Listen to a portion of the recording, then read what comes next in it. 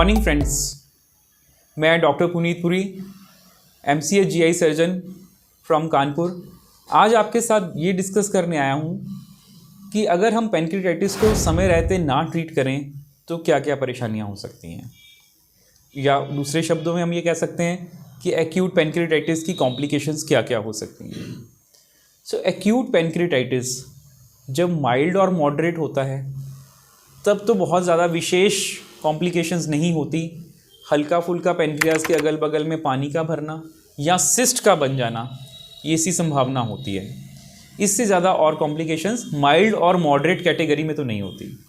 लेकिन जब severe pancreatitis है जिसके अंदर पैनक्रियाज में इस कदर तक सूजन आ गई कि पैनक्रियाज का कुछ हिस्सा सड़ जाता है, आप समझ सकते हैं, सड़ जाना, नेक्रोज हो जाना, गल जाना, वो डेड हो जाता है।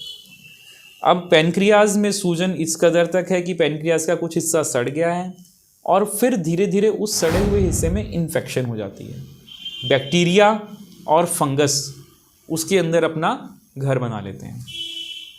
जिंदा शरीर के अंदर ये सब चीज़ हो रही है तो आप इसकी सिवियरिटी के बारे में अंदाज़ा लगा सकते हैं कि पेशेंट कितना गंभीर अवस्था में हो सकता है।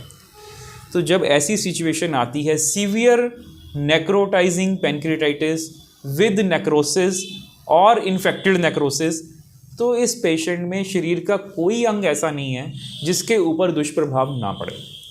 तो आइए समझते हैं कि कुछ अंग तो पैनक्रियाज के अगल बगल में है, वो डायरेक्टली इस चपेट में आ जाएंगे।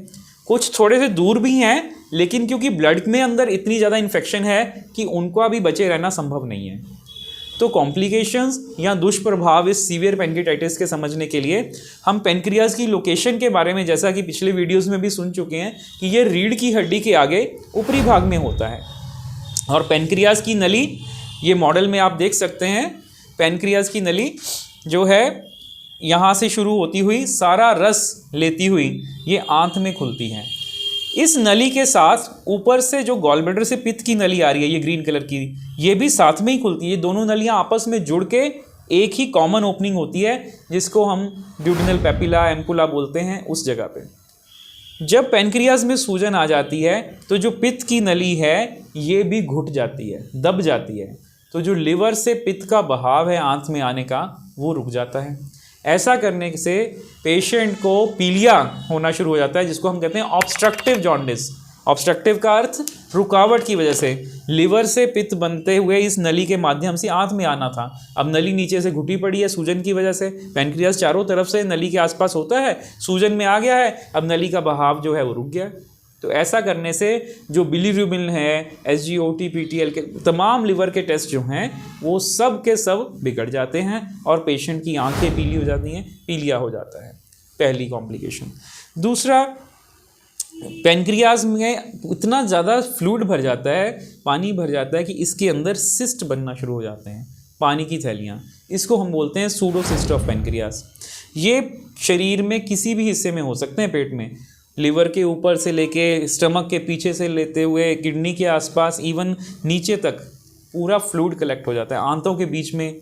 तो ये तमाम फ्लूइड कलेक्शंस और सिस्ट फॉर्मेशन जो है ये दूसरी परेशानी है। तीसरा, सूजन के चलते चलते जैसे पेट के अंदर सूजन बढ़ रही है, पानी बढ़ रहा है, तो पेट का प्रेशर बढ़ता है। तो पेट का प्रेशर इस कदर तक बढ़ जाता है कि किडनी के ऊपर बाहर से दबाव आ जाता है, यूरिन का फॉर्मेशन कम हो जाता है, किडनी के टेस्ट जो हैं, क्रेटिनिन लेवल्स हैं, ब्लड यूरिया है, ये बढ़ना शुरू हो जाते हैं। कहने का मतलब ये कि किडनी अपने आप से अपना फंक्शन नहीं प्रॉपरली कर पाती, टॉक्सिन्स को बॉडी से निकालने में असमर्थ हो जाती है। तो इस तरह से जो नॉर्मली पेशेंट्स को किडनी डिजीज़ होती है वैसे लक्षण भी आने शुरू हो जाते हैं। फिर और प्रेशर बढ़ा, पेट के अंदर पानी भरना शुरू हो गया। डायाफ्राम जो है, चेस्ट और पेट को सेपरेट करने वाली झिल्ली, वो ऊपर की तरफ पुश होती है। फेफड़ों के ऊपर दबाव आता है, फेफड़ों के बगल में, लंग्स के बगल में पानी आ जाता है जिसको प्लूरल इफ्यूजन कहते हैं हम लोग, और ये फेफड़ों को दबाता है।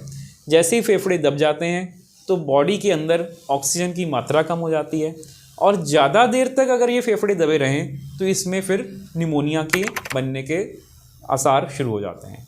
दबा हुआ फेफड़ा पिचक जाता है, सॉलिड होना शुरू हो जाता है, खुल नहीं पाता, हवा के साथ साथ, और ये हवा का संचार जो है, ऑक्सीजन कार्बन डाइऑक्साइड का एक्सचेंज प्रोसेस जो है, ये काफ़ी हद तक अफेक्ट हो जाता है। तो पेशेंट को हाइपॉक्सिया, ऑक्सीजन की कमी होनी शुरू हो जाती है। फिर जैसे जैसे ऑक्सीजन की कमी ज़्यादा देर तक रहती है तो ब्रेन के ऊपर भी इफेक्ट आ जाता है।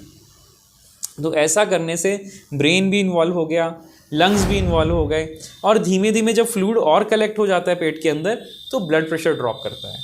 तो ब्लड प्रेशर ड्रॉप करने से पेशेंट के जो पेरिफेरल पार्ट्स हैं, लिम्स हैं, उंगलियां हैं, इनके अंदर नीलापन आना शुरू हो जाता है।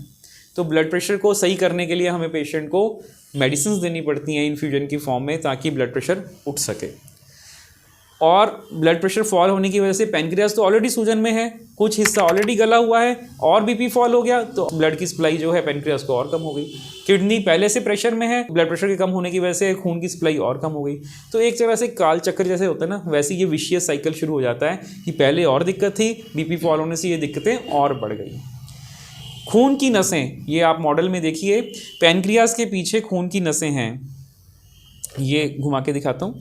ये लाल रंग की जो आपको दिख रही है, ये आर्टरीज़ हैं। ये आर्टरी तिल्ली को जा रही है। इसी तरह से पेनक्रियास के आसपास इसके आगे बड़ी आंत पड़ी होती है। छोटी आंत की तो ग्रूव के अंदर ही पेनक्रियास का हेड फंसा हुआ, देखिए ये नॉर्मल लोकेशन है पेनक्रियास की ऐसे।